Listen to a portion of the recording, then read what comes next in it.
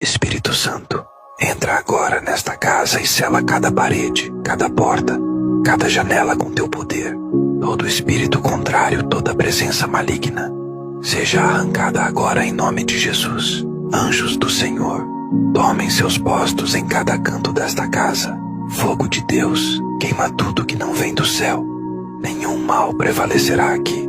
Toda inveja, toda palavra maldita, toda força das trevas, se curve diante da autoridade de Cristo. Minha casa é território santo, consagrada ao Altíssimo, blindada pelo sangue do Cordeiro, selada pelo Espírito Santo e protegida por legiões de anjos de guerra.